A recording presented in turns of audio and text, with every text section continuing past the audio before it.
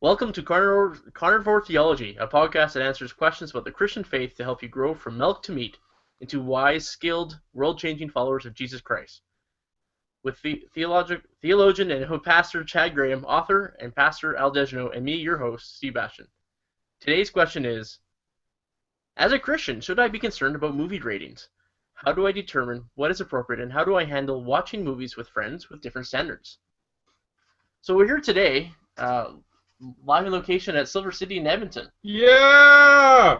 Woohoo! I I can't love wait Silver to see City. the dragon. I like when he breathes fire. That's the best part. Dude, hold on. You got bad news. I read in the news that they dismantled the dragon because it cost too much to fix.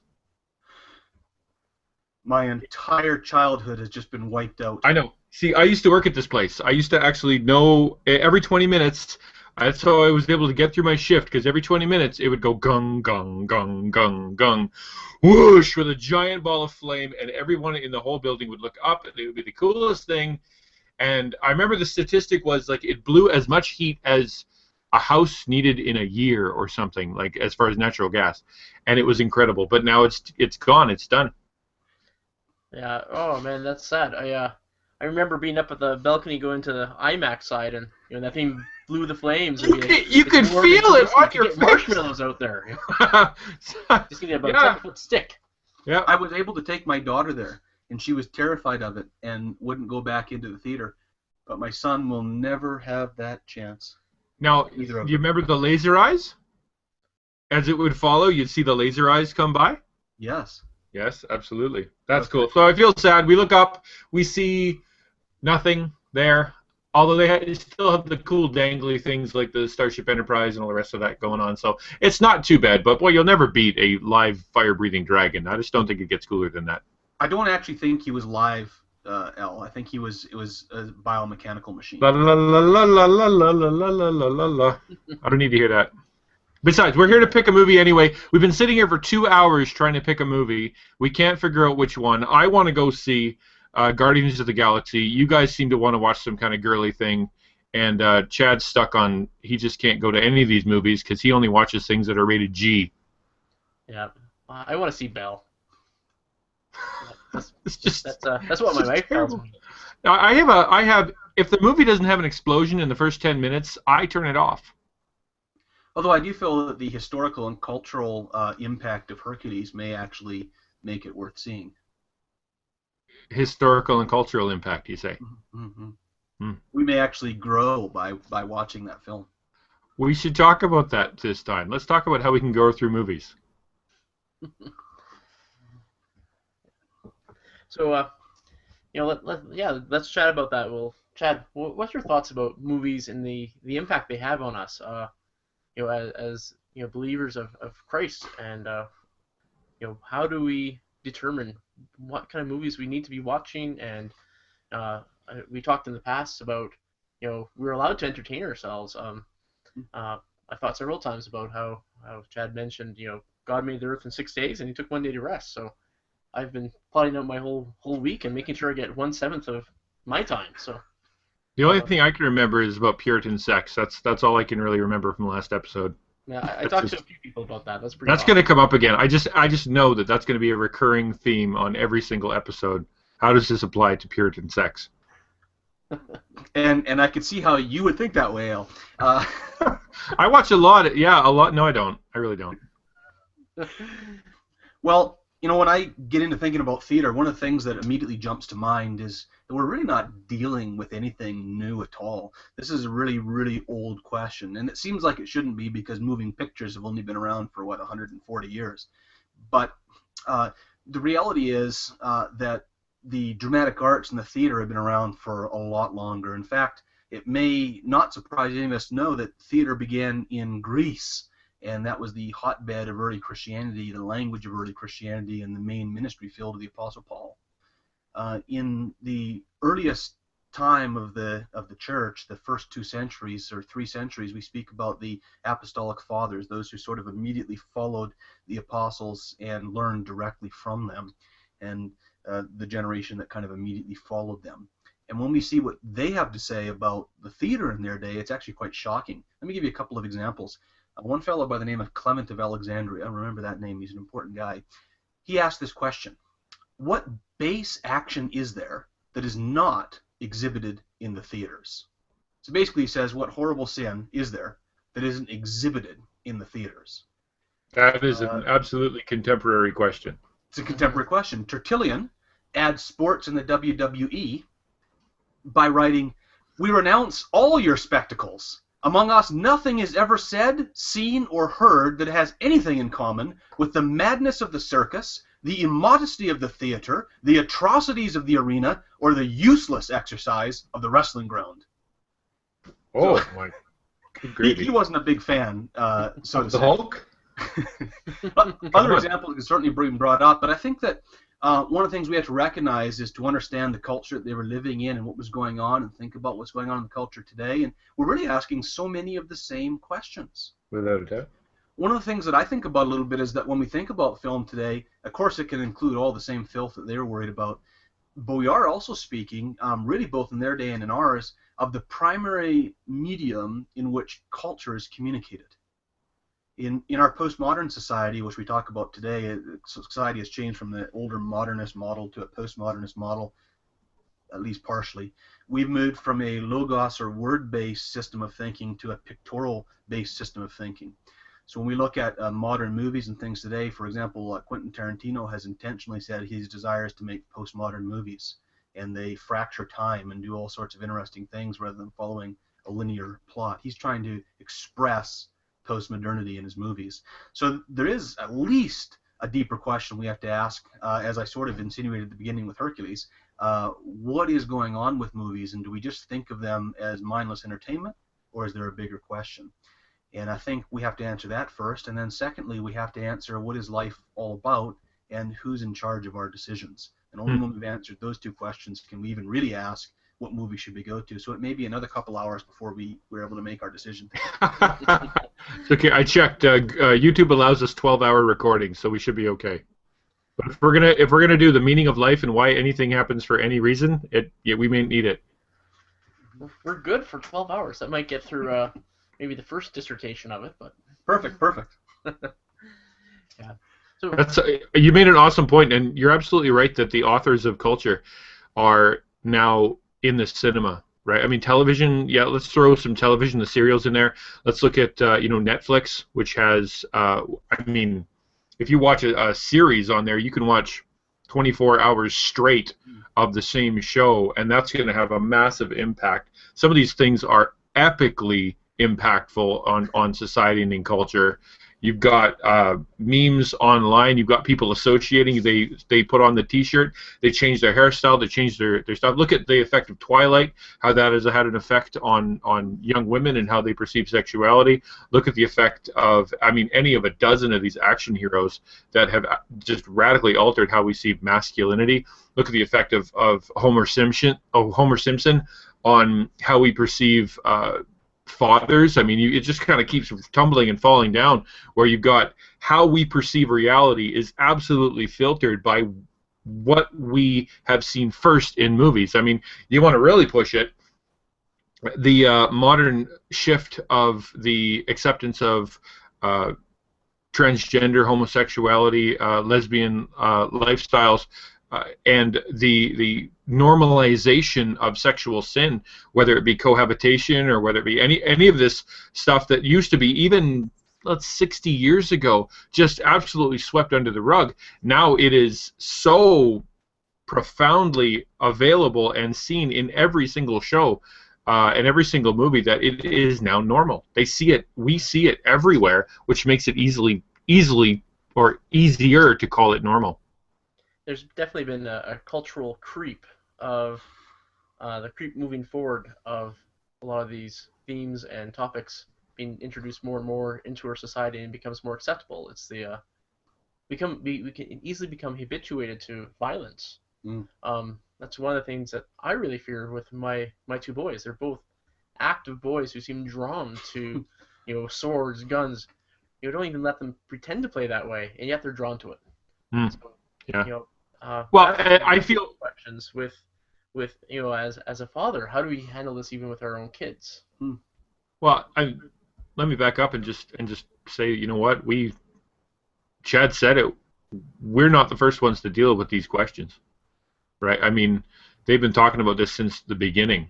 The word hypocrite is the word for play actor, which is a biblical word, right? I mean, we're go way back. I mean, we're talking about this stuff forever. And how can we not allow culture to dictate our faith? And how do we allow our faith to and our biblical mindset, our biblical worldview to be the thing that generates how we live our life? Those are huge questions, and they're not new. Yeah, as you said, not new. I know that Shakespeare and his plays at the time were created the same cultural stir of, it wasn't Christian to go to those shows because they're about adultery and death and suicide and murder. That was one of the things I remember from taking a literature class in university, because that was brought up. That was considered radical at the time, and those themes today are the same things that in movies are considered more extreme, pushing the boundaries. So. Well, and talk about a culture changer. I mean, William Shakespeare nearly wrote Western culture, at least the way we speak. Mm-hmm.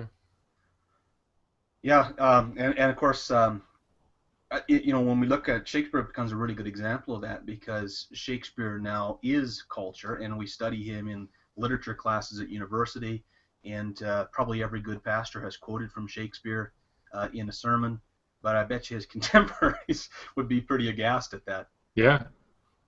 Yeah. Which, again, there's another example of how the church looks at Shakespeare at the time, or looks at, play actors, which were all male and were, whatever, and goes to great lengths to tell their people, stay away, this is bad stuff, don't go there. Generations, as let's use Steve's word, creep in, and all of a sudden they become normalized. Suddenly it's okay to go to the theater. Suddenly it's okay to see some of these things, and then all of a sudden in comes whatever's next. Let's call it radio, and you've got the church. They all explode again, and then TV comes in, and then the church explodes again, and then movies come in, the church explodes again. I mean, we just talked about Puritan bowling. Where you're allowed to do that. I mean, there's always people that are going to be standing there going, you know what? This is a terrible idea, and we should stop this immediately. And there'll be people that are saying, wait, we can use this for good, and how do we judge whether we should use it or whether we shouldn't, right? Yeah. Here's a question for you guys. Movie ratings. In Canada, we have our own movie rating system, and the United States has a slightly different system. Is there a way to use that as a filter for ourselves as Christians, or do we need to look somewhere else to be able to help with guiding what we watch? I mean, you kind of said we have to look at the big question why we're watching it, but as when you're standing, like as we are right now, looking at 9 different movies to choose from, does that rating guide help us? Well, I think the most important thing to ask is which leading actor has the best pecs, and therefore Hercules really is the best movie playing today. If you go purely by the pectoral model, you have absolutely, without question. Yeah, that was 3 points at the buzzer right there, Chad. No, but you know what? I actually don't think that the ratings guide is actually very valuable in that way. Just to give you a quick, for example, you might want to go see Schindler's List, that's rated R. You might want to go see The Passion of the Christ, that's rated R. Right. But I've gone to movies with my kids that are supposed to be G or PG that have ended up being terrible, and I've walked out of because they're pushing weird agendas. So they got adult theme. I don't know how to understand how they can get it through. But I really like that Focus on the Family website that goes through the movies.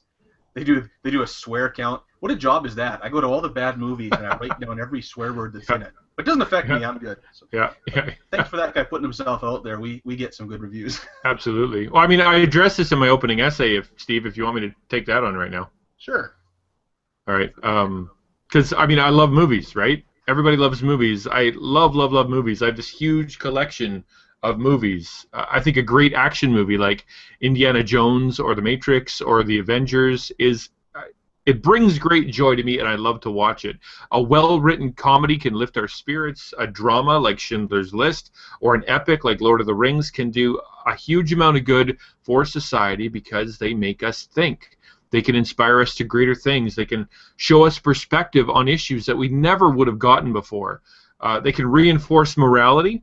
even teach us about sacrifice and the consequences of our actions. But as we said, we're looking at this list on the wall, and not all movies are good movies. There's the old song that used to be sung by little kids in Sunday school. Maybe you've heard it, and sing along if you know it. Oh, be careful, little eyes, what you see.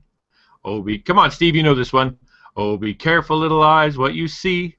There's a Father up above, and he's looking down in love. Oh, be careful, little eyes, what you see. You've heard that? Yeah.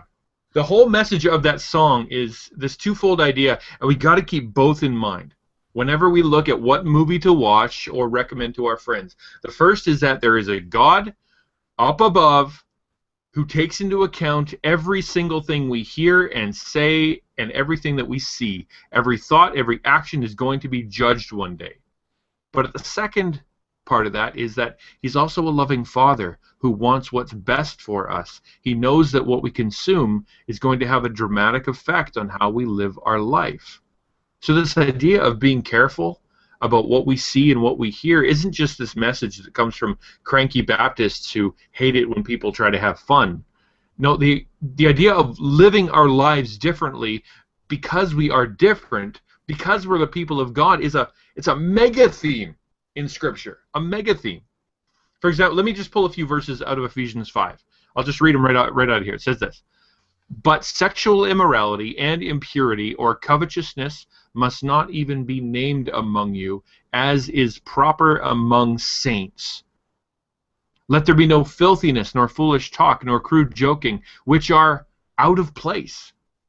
For at one time you were in darkness, but now you are light in the Lord. Walk as children of light. Look carefully then how you walk, not as unwise, but as wise." These are all contrasts, one side and the other. If you're a Christian, then that means you're different. You're a person of God. You're not like the rest of the world. You don't live like them. You act differently and speak differently. You're even supposed to think differently because you've been changed by God through Jesus Christ. Before we're saved, all of our choices are governed by questions like, does this feel good? Does this get me ahead in some way? Does this impress the people I want to impress? Will this make me happy? And then when we get saved, the Holy Spirit changes our priorities. We start asking questions like, is this right? Is this helpful? Does this please God? Is what I'm doing good or is it sin? Is this wise or is it foolish? Less about what we want, more about what pleases God. So when we talk about what kinds of movies we can watch or what ratings we're supposed to be looking at, we ask those exact same questions. Is this movie good or is this movie sin? Some movies are just plain sinful. They are just sinful people doing sinful things on camera, done. But maybe some movies are not that easy to define. If it's not sin, though, is it wise or is it foolish to put that into my brain? As a Christian, we have a lot of freedom in Christ to do a lot of things, but we can't get away from the fact that we are what we eat. So the stuff that enters into our eyes and enters into our ears is going to affect us. For example, here's a few examples. If you listen to crude humor and cussing and profanity, it will affect how you speak. If you're viewing horror movies full of murders and rapes, it's going to affect how you think about people. If you're watching characters sleep around with each other and watching marriage partners swap out their spouse for their new true love, it's going to affect your view of marriage. If you watch the pagan and the atheist worldview in movie after movie after movie, it's going to affect your faith. If you watch movies where characters are doing things that you struggle with, maybe they're drinking, maybe they're doing drugs, maybe they're stealing stuff, or if you struggle with violent thoughts and you're watching violent things, or sexual content and you're a new Christian or you struggle with sexuality and lust, it just gives the devil a foothold to mess with your thought life. So we can't get away from it. We are what we consume, so we got to be careful what goes into our eyes, our ears, our minds, and our hearts. So if your question is, what movie rating should we watch? That's a tough question because there can be demonic things in G-rated cartoons and helpful things in R-rated movies. We don't know which is which, so we got to be smart about it. Consider the company that produces it. Consider the director of it and what he's done in the past. Consider the star and the kind of things that they do. Consider the author of or the screenwriter. Go read some reviews. Pray about it. Stay in the Word so our consciences are sensitive to what's going on. And then go enjoy the good movies. Use them to learn, to be inspired, to grow closer to God, grow closer to others. But don't be afraid, like Joseph with Potiphar's wife, that if the movie's full of sin or full of foolishness, to turn it off or just get up and leave. Good. Yeah, I agree with you fully, Al, that we really have to know what's going into our minds and to look at, I really liked how you said even look at the lifestyle of the people involved in the movie. That really lets you know where they're coming from, and even if it's not obvious, some of their beliefs will come through. Well, they're not going to take a movie that doesn't line up with their worldview in some way. Well, I mean, that is interesting. You do see that, but I've actually found it interesting recently seeing guys like even a Will Ferrell, who's done some movies that wouldn't necessarily be appropriate. He's wanted to do children's movies because he has kids now, and he wants his kids to be able to watch his movies. So people can, sort of shift around a little bit. But I was thinking, Al, you were talking about, you are what you eat and all that kind of thing, and that just reminded me of something from the early church again. But the twin dangers, of course, that we're facing here are syncretism and isolationism. Fundamentalism says isolate, isolate, isolate, and maybe liberalism kind of got into syncretism and said let's accommodate to culture and have culture accommodate to us, and we'll come to a new consensus. Now, I know exactly what you're talking about, Chad, but just for Steve's sake, would you mind explaining those two terms a little bit better? Syncretism. Yes. As you can see, I just defined the two of them, but I'll do it again. I was listening for that definition as you were saying that, and I'm like, I totally missed what you said. Do that again. Syncretism is putting two or more things together and blending them into a new whole. So in this case, taking secular culture and whatever its philosophy is, and Christian culture and whatever its philosophy is, and merging them together, and that new creation is a syncretic philosophy. So that's bad. Isolationism is to isolate and to stay away from everything. Don't smoke, don't chew, don't go with girls who do, and if you live in bountiful British Columbia, never leave any of your 8 wives at home. Right. So, those two guys I referenced before, Clement and Tertullian, were on opposite sides of the spectrum. Clement said, if someone needs food, let him milk the sheep. Let him shear the wool if he needs clothing. In this way, let me benefit from the field of Greek irradiation. And what he was saying was, whatever the Greeks has is ours. In fact, he states that Greek philosophy is ours. Christ is Lord of everything. So take it, and he would say to conform it to Christian standards, but plunder Egypt. Or Tertullian says, away with it all, away with it all. He has a big, long series of things at it. But he actually says, the first thing we believe when we become Christians is that there is nothing else we ought to believe. Right. Yeah. That's a great point. You're and we got to be. I think the truth is somewhere in the middle, or the important part is somewhere in the middle. To isolate ourselves, to be careful with what we watch, but at the same time, not to try to merge our faith with foolish, sinful things just because we want to, right? So following Clement, I think Hercules is our best choice.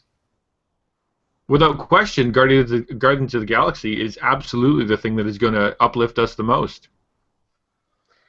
Am I going to have to be the deciding vote? I think you are, Steve, as usual. Well, we can also do this show and then do the late show. Oh.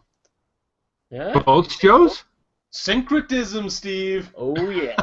Now that I know a new word, I'm going to use it. Syncretism, I'm going to apply it to my life. No. Wow. I think we have really good points. Do either of you remember off the top of your head the name of the Focus on the Family website or app for... Plugged In. Plugged In. It's called Plugged In. I know I have the app on my phone, and it's in my movie folder. The other one to check out is called Kids in Mind. Kids in Mind. I don't have that one. I need to check that out because with my 2 children, they're at the age where they want to see movies. We just saw the Planes, Fire and Rescue a couple weeks ago, and actually I enjoyed it probably just as much as they did. So, Grandma and Grandpa stole my kids for that. I missed out on all the fun. I'll take you later. Okay. Okay. Well, thank you for listening today to Carnivore Theology. We hope it's blessed you and giving you some food for thought and to help you move towards purifying your mind and keeping your mind pure and using your time wisely to focus on Christ and keep your eyes on the cross. All right. See you later. Take care. Say bye, Chad. Oh, I have to say it right. Bye.